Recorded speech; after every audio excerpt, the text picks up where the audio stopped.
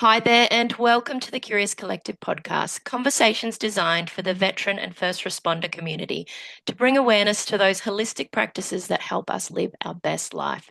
So tap into the wisdom and knowledge of our guests to heal, transform, and live as your true soulful self. Listeners, I have quite a gift for you today. With us, we have the amazing Nick Moss. Now, before we get into this, I've been following this man's work for, I would say, over 5+ years when I was introduced to his work by a previous podcast guest. So, without further ado, Nick, welcome to the podcast, and please introduce yourself and what it is that you're doing in the world right now. Okay, thanks for having me. So 5 years you've been following me. That's Yeah. yeah, when I first started posting on Insta. That's cool. So a little bit about me. Uh, I'm a veteran, like yourself as well. I served in the Australian Infantry between like 2001, 2008. Since that time, when I got out, I've been in the health and fitness area. I sort of did the typical thing that a lot of guys do, especially coming from the infantry, is get into PT or one of those other things. So I got into PT, personal training, and I got into the rehabilitation side of things early on in that area, which was different to. I didn't want to be one of those typical sort of gym bro trainers, Mm. even though I went through all those phases, the CrossFit and everything else. I was more drawn to the holistic side of things and studying under people like Paul Chek. It's pretty well known in the holistic Mm. area, and yeah, just kept following the journey of trying to understand the body mind complex, and ultimately I think I was trying to understand myself post service, and had a really good few years after I left. A lot of success, a lot of fun. Was still technically in, still hanging out with all the boys and everything, and then things just started to fall apart and collapse, and everything that I'd not been dealing with in my entire life started to come and hit me square in the face. And it was like a dark night of the soul, sort of late 20s. Going through it was a really tough time, but looking back, it was the best time because, yeah, I was forced to face everything that I'd been trying to avoid. And I left my job, I left my business in the gym because I just couldn't hold it all together and bounced around in some pretty sort of chillax jobs. Like I did a bit of bartending and bar managing, but at the same time, I was studying deeper into the mind body, looking into meditation and trying to meditate. Yeah. My system, now knowing what I know now as a health practitioner, my system was completely fragged. I was Mm. adrenally exhausted. I had a undiagnosed traumatic brain injury, like a post concussion, which can manifest like depression or PTSD. I didn't think I had any PTSD from my service. I loved the job. Mm. I wanted more. Uh, it was more. I think it was just stress, alcohol, um, hitting my head a fair few times in contact sports and rugby and everything else. And then, yeah, trying to reorganize myself back into civilian life. And then, yeah, that forced me to go deeper into the mind-body connection. I went and studied kinesiology, which I just didn't want to do for years because I was like, how do I go from being like a soldier to that? It's like such a big Mm. leap. But once I did, it was like amazing. And I was like, this is starting to show the code of the body and the body mind, but I still couldn't fully understand it. And I'm someone that likes to understand the science as well. I'm open-minded to things. I don't have to understand it at face value. I can see it works, but I like to get underneath and go, okay, You what's have a actually going beautiful, on? curious mind. Yeah, yeah.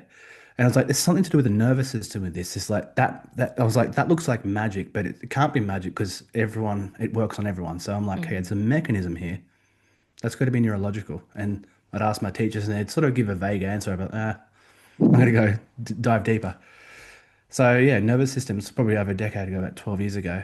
And it was a bit of a little mini revolution coming out, and stumbled into the field of functional neurology, which is the study of the nervous system, and not like medical neurology, which is to find problems in the nervous system. Functional Mm. neurology is how does the system actually work?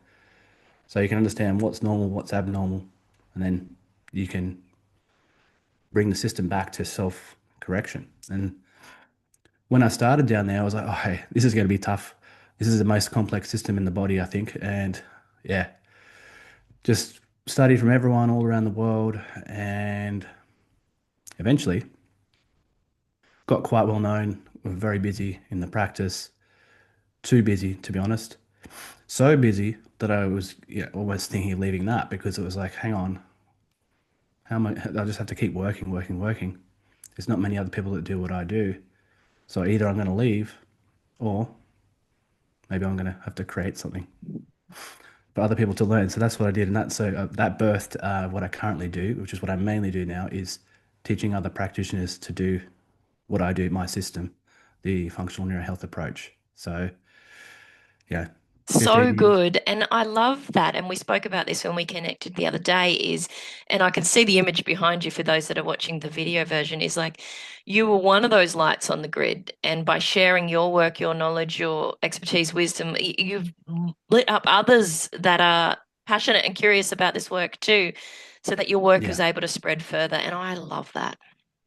yeah. It was like, how do I? Okay, I'm making impact by myself. Amazing, great. You get an ego boost for a second, then it can't be about your ego. It's just literally trying to be professional and as good as, and that I suppose the army career helped with that. Is like try to be as professional and proficient and high level as you can in your job, you know. And so Absolutely. that mentality stands out because it actually isn't that common out, as we know. Like it's not common everywhere. And so that stands out, but then it attracts other people who are like that as well. Mm, And that's what I was trying to do. And force multiply basically. Okay, how do I help more people mm, through others? Right? So how do I help others? Teach them what is in my head. That was the tricky part because it's all here. How do yeah. I make that understandable for someone else? Mm. Right? That's what took a long time. There would And have been so much growth in that honestly, when I process put for it, you as well, yeah, like getting that out of the head onto this paper in a structured way. yeah, it was. It was. I don't think I was always a systems thinker, but I definitely am that now. And it's because I had to really be like, okay, how will someone who has like 1 year experience or 20 years experience, how do you create a system of the most complex system, make it easy to learn, relatively easy to learn? So like type of practitioner, depending on how experienced they are, they'll be able to learn it. Mm, And that, yeah, it was a process. To be honest, I just took years and years and years to try and figure it out. And then when I decided to write it, it only took about 2 weeks of almost, it just came through, mm, like channeled through, mm. because I already had the information there. And it was just like deep work blocks of like an hour and a half over 2 weeks. And then it was like all there. And I'm like, Yeah. Oh my oh, God, what now? well, the thing about it is, I don't reckon if I decided to do that now, I wouldn't be able to do it. It was like it always just was like, okay, this is the It was the thing, and time. boom, just came Mm, through. And I look back and I'm like, how did I do that? Like, I don't even know how I yeah. did that.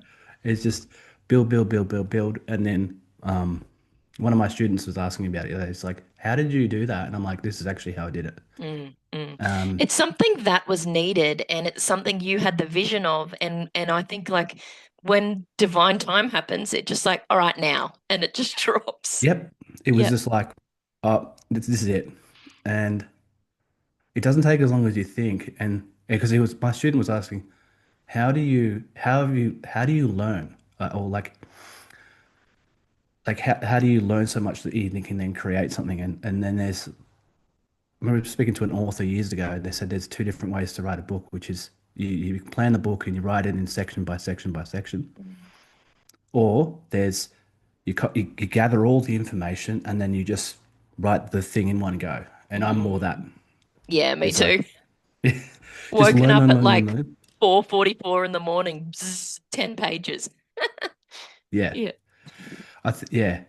Look, I don't know about the other way. I think there's definitely a theme of planning as well, but we can get so much done as humans if we find those pockets of productivity and deep work, and that's what I did in that process as well, and that's what I try and teach a lot of students, practitioners, because they're like, how do you do so much like online? It's just, I do it in little pockets. Like I don't do it all day, every day. It's just little Yeah. pockets. And I feel as well, what's really important to touch on here, because you do teach about the nervous system, is when you're coming from a place of having a regulated nervous system, you're more able to connect into this, what we might put a label to and called a flow state, Yeah, where things you are deeply passionate about come through you. 100%. 100%. It's so key. Your own nervous system is fundamental to that because if you're in survival mode, you're in survival mode. So you can only think straight ahead or when you've got blinkers on. Mm, And to mm, create something, you have to be able to scale it back, feel safe enough to, see the big vision, what it's going to impact, and then scale back from there. And then flow through your heart as well. So, mm. just speak or create or get on camera even when you don't feel like doing it. Yeah. But if you're in that survival mode, it's like, oh, perfectionism, all those things kick in. Mm, So I say this all the time to practitioners, and we did a program recently within our mastery called the Integrated Healer Program, which is all about being your own client first. So your own working on your own nervous system, working on your own subconscious beliefs, your identity patterns, and then a baseline of health, which is probably needs to be at the sort of level of an athlete in terms of recovery. mm. Uh, Especially if you're holding space for others and doing this sort yeah, of powerful work through the nervous system as well. Now, what I would love to do is because most of our listeners are sort of at the point of their journey where they're peeping through the door, looking in at the work we do or the world that we're in and love and know and are curious about. yeah, Probably back when you were just before you did your kinesiology, and you were like, oh, what is this? So, what yeah. I'd love to touch on is if that point of curiosity where you were at after you'd left your PT job and you were looking at kinesiology, like what drew you to that particular modality? And can you explain kinesiology to listeners that may not know what that is? And then from there. Yeah. So what drew me to that was all the steps beforehand. I've always been someone that wants to know how things work and understand the deeper mechanism. And early on in my PT personal trainer journey, I did the rehab, and it was a very holistic approach. So I'd already had my mind open to look at things from different angles. And so the progression from being a personal trainer was like, I thought I was like, I'd like to be a doctor would be good, right? Being a doctor. But I'm like, nah, great idea, but the political around that Too much is red just tape. it's too much red tape. Like drive me bananas. But then I'm like, oh, I like working with the body. Physios do that, right? Mm, Yeah, but they don't work with the mind. So I'll do psychology as well. So I'll do a degree in physio and a degree in psychology. Or I could find something like kinesiology, which has hands-on work, structural stuff, mental, emotional, mm, and it's about identifying where the human body is out of homeostasis. So if we think of homeostasis in the body systems, it is relative balance. Relative balance. We are never ever, as long as we're alive, we're never in a state of full equilibrium. We're always in a relative balance or a relative imbalance. And most symptoms arise one by one the more imbalanced we get. So by the time we have like a chronic condition, mental, physical, or emotional, it's layers and layers and layers of imbalance in all systems: chemical, emotional, energetic, structural, neurological, right? And it's often many layers, and some of there's often like a chemical layer attached to an emotional layer, like it's all connected. It's underneath the surface, and it plays out as symptoms, but the symptoms don't really tell us the exact cause. It's just like an in. So with kinesiology, we can use biofeedback, which is we use muscle testing. A muscle is the tone of a muscle represents what's happening between the communication between the brain and that muscle. So if the communication between the brain and the muscle is clear, yeah, it's in homeostasis. If we test the muscle, it will be strong in the clear and it will inhibit normally, like it'll turn off, it'll do what it's meant to do. mm, If there is an interruption in the signal between the brain and the muscle, And that could be emotion. That could be just like literally feeling anxiety. Mm, Boom. The muscle will represent that. Will represent the imbalance or the discoordinates between the two circuits, the electrical circuit of the body. And then we use the tool of muscle testing or kinesiology to find, okay, what do we need to do? What sort of emotion is it? Or is there a structural thing that we need to do? Is there a muscle that's inhibited? Whatever it is, we do the correction pretty quickly, very gentle, non-invasive. Come back, retest. And now that circuit is clear. mm, So, boom, we've got one circuit now working. The rest of the body goes, now we've got the rest of the imbalances to work through. And the way the body organizes itself is in like hierarchies of patterns of imbalance, and it's always compensating. And by the time we experience symptoms, it's lost its ability to compensate. mm, So we see symptoms not just as like the problem, they're more like the feedback. And that's a big leap and different to Western medicine, which is symptom, stop it, symptom, mm, stop it. mm.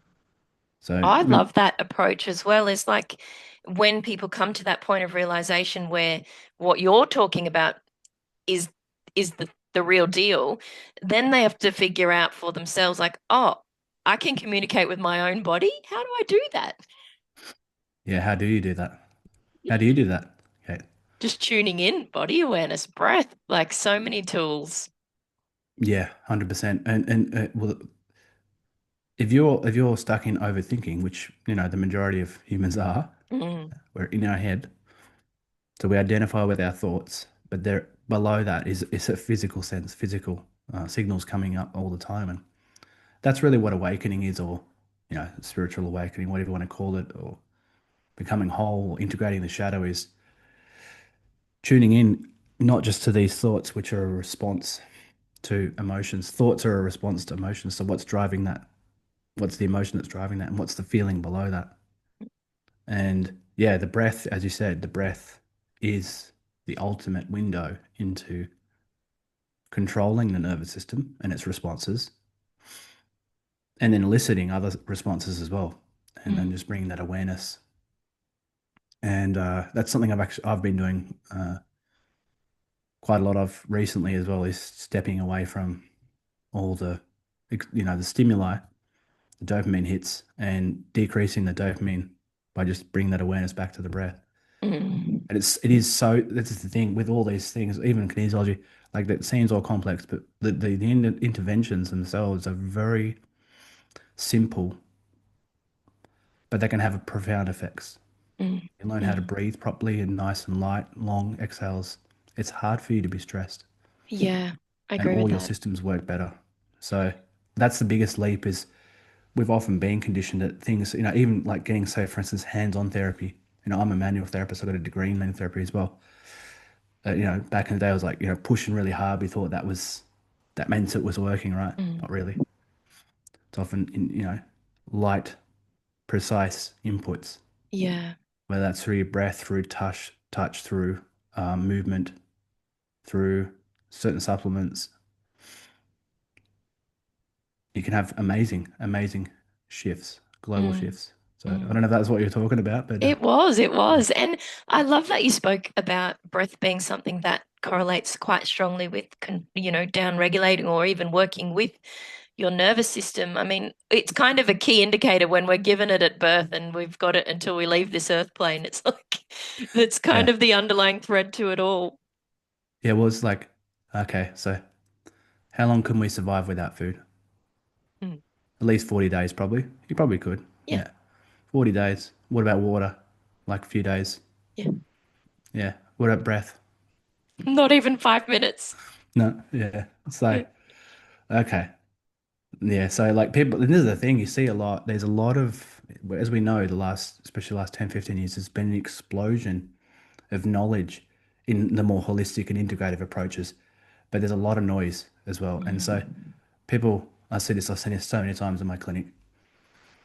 They're like, go see, they're trying to get control of, to say their gut, right? They've got all these gut conditions and they've seen the best naturopaths in the world and nothing is shifting. They're spending thousands and thousands of dollars. And it's because it's your nervous system, yeah. right? You're worried about the food you eat, yeah, but what about how do you breathe? and your system's just tripwiring. So there's no way digestion can work if you're in that sympathetic response because the blood is taken away from the organs. So Mm. yeah, we see that all the time. Um, I love it. So fascinating. So tell me, what do you love the most about working with the nervous system, and what has kept you so ignited within this work? well, quite simply, the results that you get. Uh, we've always, every human, we're always working with the nervous system. Everyone is. When you coach someone, you're working with the nervous system. Yeah. When you take a supplement, when you sleep well, when you train, you're training your nervous system. When someone massages you, they're massaging their inputs to your nervous system. But to do it consciously, so where you understand what you're looking at, then you know where to do the precise input to create the change, and the change happens instantly. Always Mm, has and always will. So the change in the nervous system happens instantly. It doesn't mean the symptoms change instantly, although we do see that as well. Because you might have one symptom, right, that has 100 inputs. And so until those 100 inputs are changed, that symptom won't change. mm, So what it will look like to someone is they'll do a correction or two, they'll go away and they'll go, oh, it came back. It's like, no, it didn't come back. We just haven't mm, got the other layers. So yeah, having that understanding, like what I just said there, is you understand the code, the matrix. So you can see things that before I knew this stuff, I couldn't get my head around, or I didn't understand what was going on. But once you have those X-ray glasses on, yeah, it relaxes you as the therapist and practitioner because you know you've got options and you're just kind of passing your way through the information so you can help this person. mm. Um, yeah, but yeah, results. I mean, it's results-based business. We know in the army it's a very secure job. Everyone gets paid every second Thursday or whatever it is. Going out to being self-employed and now as a dad, if I don't get results, my family does not eat. Yeah. So it's quite pragmatic as well. It's like it's a pragmatic thing. It's like results. That means we can live. Great. Mm. So And I anything feel that like your that results also get you more lights lit up on the grid, because when you're showing people how their body responses can work and how they can like come back to homeostasis, as you put it before, it's like, of course they're going to go and tell people about that. 100%. They become your clients become your little sales team, and without forcing it, because results, yeah, 100%. Yeah. Before I'd always got generally pretty good. Like I was always good at what I did, but once I really got this stuff, it was, whew, you know, and that's when people would really start referring from Mm. shouting from the rooftops. Mm, mm. And I So, find as well, I've been working with the nervous system in my own work now for about 12 months. And I've found mm, that when people come to me now and they're like, "Bleh," like spewing all of their labels and symptoms at me, I sometimes don't even listen to those labels or mhm, all the symptoms, mhm. and can just see through what is the apples on the tree, to Yeah. look maybe at the trunk and the roots of it and go, have you thought about this? Oh, no. Oh yeah. It could just get quite simplified when you remove, as you said, all that noise. Super simple. Mm, Yeah. When you understand the principles of health, principles of the nervous system, it actually is quite basic. It's really about survival and threat. So mm, mm, the more levels of perceived threat that someone has in their system, which could a lot of them are subconscious, built up over a lifetime, little things, small things, big mm. things, the more likely, the more levels of threat in your system overall is going to increase the depth of the symptoms generally. So Let's instead of talk. working on the symptoms, you work on the threat, the perception of threat, and automatically through the mechanism of the nervous system, those symptoms just drop away. Some really fast, Mm. some over time. I Mm. love that. And the person becomes more aware of that. And then that awareness peaks, and then they become that curious soul that's looking at other Oh yeah, ways. 100%. And the more people that are out of that survival state, the more they can connect into your unique gifts. Yeah. I say this all the time, especially when you would see this just from being a coach or practitioner. most people's problems, our problems are very similar. There's only like a sort of set of really five main emotional problems that we're either craving or avoiding. There's like fear, hurt, worry, sadness, anger. But each individual has purpose, a unique purpose that only they can do. So when you're stuck in your survival mode, you identify with those negative emotions and you think when you're in that, especially if it's really strong. I know I was when I was going through that dark night of the soul. I thought I was, oh, no one else is going through this. It's me, this is the worst thing ever. And I was suffering 100%. Mm. But when you're in it, you can't see it. But when you're out of it, you realize that they're just normal responses to stress and threat. And then once you're in that relative homeostasis or balance, then you can have the space to connect. Who am I? Why am I here? And a lot of times, guys, if you listen in service, your story is part of your gift, your message. Yeah. So connecting in with that, the more people do that, that does change the world. That changes the world. Yeah, that has that ripple effect. 100%, Yeah. 100%. And I love that you mentioned the word space. Now, I use the example of where I work at a recovery center, we put people into a cold plunge, right? And I Mm. talk to people when they're in there, not about, oh my God, it's so cold. I talk about creating space within the nervous system, utilizing this as a controlled resilience, using the breath in there. And when I find first responders in particular, when you approach this with them, it's like, yes, I would like to have more space within my nervous system to be able to deal with all the things that are rolling in on a daily basis. So when they approach the ice with that mindset of, if I breathe through this and use this controlled thing to create space, this is an amazing thing. And it does. It even just one immersion or one intention to move through that Mm. creates even just the tiniest slither of hope space. But then they're able to, when they go into the warm, go, oh, I felt that in my body. I did that hard thing and I'm still here. Yeah, interesting.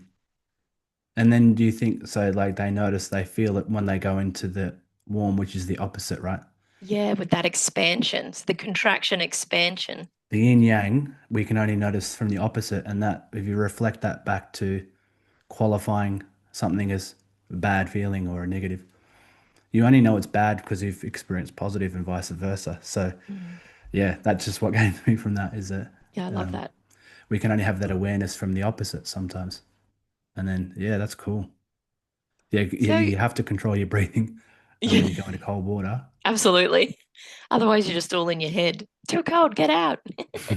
But yeah, I would love to just touch on this just to see what our thoughts are around this. But in a utopian world, say children from point of birth all through whatever education system rolls out, other than this one, are taught to understand and move with and, nurture their nervous system as their primal education point of education. How do you Yeah. feel the world would look? Oh, unrecognizable, probably.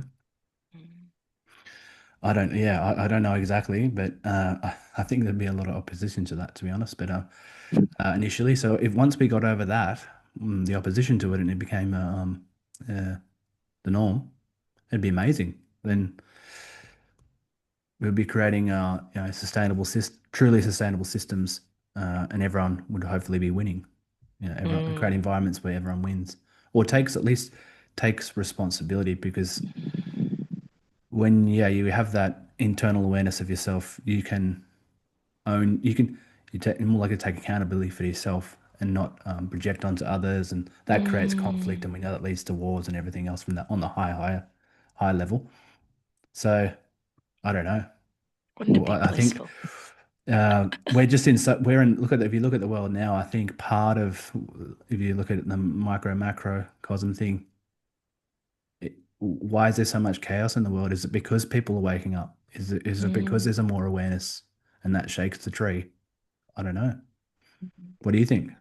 The younger generations are shaking the tree, I think. Yes, but our generation is stewarding that younger generation, Mm, and the generation before us were pretty asleep. We're doing the work that they didn't do, which is helping steward the children, mm. and they're going to be the superstars, I right? think so too. I absolutely think so too. I literally did a post about it yesterday. So you mentioned that you're a father. Do you do some of the techniques that you teach others with your child? Oh yeah, yeah, yeah. Sometimes it's hard to get her on the table, but sometimes she just will come in and go, Oh, "Daddy, that's cool. I need a session." I And just love lay that. down, put her arm out, ready to be tested. Yeah, it's cool. Yeah, I love that. And like even the other day, she had like a sore shoulder, and I just like worked on it, and that's yeah. I'm thankful that I get to do that. And with kids, when you work with kids with this and animals, we do it on animals. Yeah. That's how you know it works. Because when you work with like a really stressed, sort of middle-aged person, there's a lot of layers there, and sometimes they can't always notice the shift straight away, even though they've Mm, happened. With a kid, they'll just tell you yes or no. Like they won't. They're not going to yeah. like try and please you or whatever. And same with even animals, cats and dogs and stuff, and even a horse the other day I worked on. Oh, wow. That's Yeah, fascinating. yeah, yeah. You have to use a surrogate, another human that I can test on. Uh, Oh, geez, and that the work is just fascinating, isn't it? it's it's crazy. Yeah. Um, so it's really cool to be able to do that, and there's a lot of parents that do my work, and kids are one of the first ones to work on. Yeah, yeah. And do you feel like your daughter's picked up some of the little tricks and tools that you do? Would she, Yeah, yeah, do them 100%. for herself? Yeah, yeah, yeah. She was testing. We're testing how to do muscle testing, and she's doing it herself, and testing what her body wants, and does like just talk to the trees and like ask it its name, and then tests it, and the name will come up, and yeah, it's she's super connected. She's had even my partner when she was pregnant with her was seeing another kinesiologist, and so they did a session every week, I think, through gestation. Mm, So and I was throwing her around early on to develop her brain, like put her upside down to develop the vestibular system and everything. And she's very mm, robust, um, very awake, very like very intense in a good way. But yeah. Oh, I love the intense ones. yeah, So what originally drew me to your work was actually the you know, I guess military men, I'm going to say, because I have a husband who's a military man and a first responder, and sometimes they're a bit resistant to mobility and doing things that may be a little bit like, what is this? This is a bit odd, but mm. I've actually showed him some of your videos, and got him to do the movement patterns through the hips and things like that. But what is some advice that you've got to get people from seeing something as what is that wouldn't work, or I don't understand that, so they wouldn't even try it, to come across and actually give it a go? But first of all, if you have those doubts, just challenge those doubts in your head. Like, where are they coming from? Like, like, first of all, like, if someone presents something to you, I mean, it's always good to have that beginner's mind. It's just like, okay, looks a bit weird, whatever. But if that guy's done that and he's talking about that, like, there's obviously a reason. Pragmatic dude talking about like, do it this way, or someone else, it's like there's probably a reason. So I always say, okay, yeah, you can have your judgments, you can have your being skeptical is really healthy. I really Mm, encourage that actually. But try it, try it for yourself and feel it in your own body. As I say, yeah, don't believe a word I say. Like just have a go and give it a go. And if it is something that's crap, then come back. It doesn't work. Okay. mm, Just what's the worst that's going to happen? If you try, especially if it's gentle and non-invasive, just try it. And then go into, and if there's skepticism as well, as like, what is it that you're fearing is going to happen or not happen? Also, what are you expecting to happen? mm, So, like, I see in therapy a lot, if someone is unclear, like when I say, what would you like to work on? And they don't know, it's not going to work. yeah. What do you want? Like, oh, I want to be out of back pain. Okay, if you're out of back pain, how would you feel? Oh, I'd Mm, feel free. Okay, so you want freedom. You don't want to be out of back pain. You want freedom. Sweet. How are you going to know when that happens? Like how long are you giving yourself? Like one go or two goes, 3 weeks? mm, Like, so there's a bit often the resistance, just understanding that the resistance comes from an emotion itself. Yeah. And which is completely normal because it's resistance to this is something different. I haven't seen this before, but that's Mm, coming from that like uncertainty. I think that's pure gold, what you've mentioned, and something very important there. And I find this a lot within the veteran first responder space is most don't actually know what they want. And when I've drawn them back to, well, what do you call values? What do you mean? Like, it's like, how do you jump in an Uber and like, or a taxi and then just sit there? Like, you need to know where you're going. You need to know what you 100%. want, your destination. How do you want to feel when you get there? Like, I feel that's a big, big, big, big missing piece because perhaps they've been on the job in police, ambos, wherever, or military, and that was their identity, and that's what they identified as. And decisions were made for them, jobs were given to them, system structures, processes, all that, and Yeah. then perhaps an injury or something has shifted them into a new career, and then they're like, oh, well, what do I want for me now? Like I am not of service to someone else; I'm of service to myself. Well, what do I want? Yeah. 100%. Because often, especially those roles, they, just either the job itself or the training that the job, for instance, infantry is a training, trains you into being that survival mode. Same with the police or fire, you're dealing with situations all the time. So you're in survival mode. So that is a body response. And you're going to be also, especially in those roles, you've seen stuff, you've seen society. So that also creates a what's it, pessimistic edge, I would say, which is again goes back to like what you've seen and past conditioning. So And that's trust. fine, but if you want to fully integrate into society and be like a really flourish and use the platform that you've come from to help more people, which is I think we're all here to help and serve. Mm, You're gonna have to transcend that. I had to, and that's where a lot of the pain came from. It was like, and I still there's still parts of me that are very much identified with that and still in survival mode and everything else. You never fully leave it, but you have to progressively let go of who you were to become who you could be, right? I don't mm. sounds a bit cheesy when you Oh, I say it love like, it. but you It's have to, true.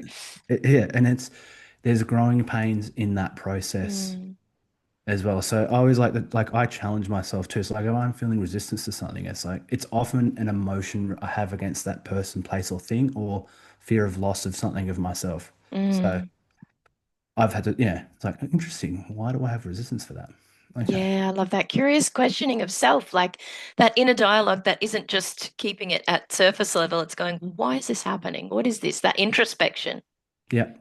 Yeah. And just noticing and then going, oh, I'll try it anyway. Because with there's heaps, the way I practice now and the knowledge that I have, if you even being a nervous system person, like if you told me when I left the army that you're going to be a nervous system expert, I'd be like, what's the nervous system?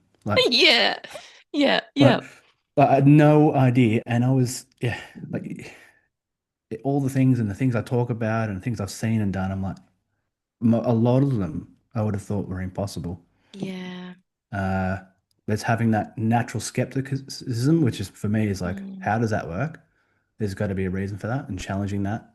But then what's the worst could happen if you do embrace something new? You know? mm. Oh, such beautiful nuggets of wisdom dropping in there. I feel like we could talk all day and all night about this sort of stuff, absolutely. And perhaps, because I'm definitely going to be learning more off you, we can come back together on an episode and talk more intensively around the nervous system as itself. So would you be open to that? Sure, for sure. Yeah, Awesome, definitely. awesome. Before we leave our listeners just for this episode, is there any last parting words that you would like to give those that might be thinking, "Oh, I want to learn more about this"? Is in like to practice or just to for themselves or more about the nervous Yeah, just system? to move into like learning about their own nervous system. Yeah, yeah, yeah. Well, follow me on Functional Neuro Health Instagram. There's also a whole bunch of other people there as well. We do have some other programs. We're going to move out of pain course. I've run a lot of veterans through that and then had some great results.